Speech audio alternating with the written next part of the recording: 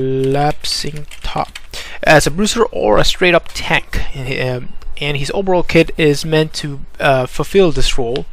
Now this guy has a really cool gimmick in which he is able to transform into a bigger monstrous version of himself, and that's the mini Gnar, which you are the default mode, and the mega Gnar. The mega Gnar gains a lot of bruiser type abilities and tank abilities, while the mini Gnar is more mobile, has longer range on his auto attacks, more attack speed, so he's more mobile in that regard. And you can see there you have a passive called Rage Gene, which gives you Fury as you are in combat, and when it gets to 100%, it's when you can transform. Now the transformation can occur instantly if you press an ability, or it will take a couple of seconds after you hit 100 to actually transform. So we'll see how that we'll see that in a minute.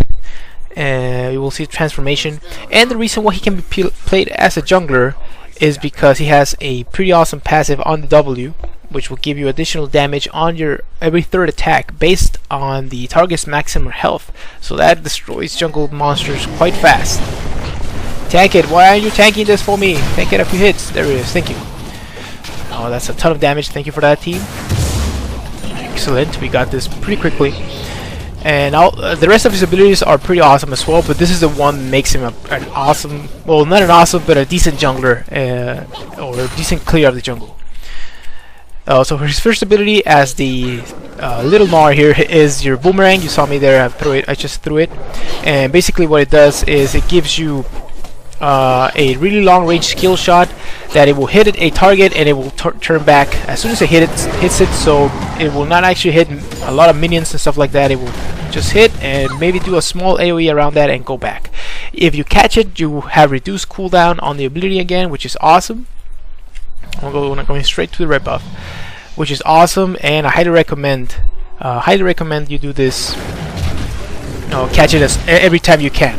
We got first blood in the mid lane. That's awesome. The ability does slow, and it's as the laning Gnar, it's an excellent ability for harassing and farming from afar. In the jungle, I just take 1 point to it, and I don't really max it. You know what? Top is pushing a lot, so I'm gonna concentrate on farming this, getting that level 4.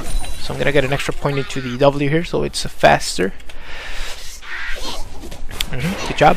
And when you're the Mega Gnar, it actually throws a boulder which you can also pick up, and it will reduce the cooldown again, and it will actually do a good amount of damage. I should be kiting here a little bit.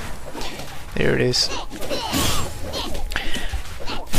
One thing I didn't mention about the boomerang, it does reduce damage to the subsequent targets that you hit by 50%, and you cannot hit a target multiple times. So it's only one hit per target, and that's pretty much it. The next ability, I already talked about the three hit passive, and when you actually gain, not only do you gain the damage on the target, you also gain a burst of speed, which is pretty awesome. And the Mega Gnar gives you I'm gonna cast it right now, a line skill shot that stuns enemies, and it scales off AD. And since I will be maxing this first, it will actually give me a good amount of damage and low cooldown on this when I transform. So pretty awesome to have this at your disposal.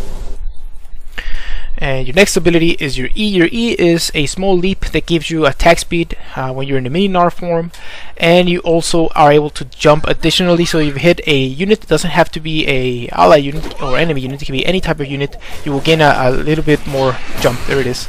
And the second jump actually gives you has a scaling HP scaling on the damage, so that's pretty awesome to have on the ability. Although it's pretty hard to aim, you have it there, and it's important that you do.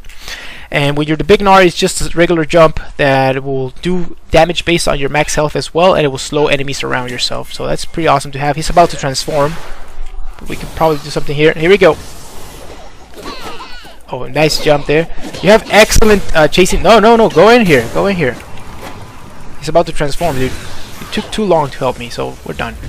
I got him pretty low, so that's good. Your ganks are not the best, at least early on, and you need to do a good job of balancing out the your Fury meter, your Rage here, so you can actually transform in the appropriate time, which is not easy.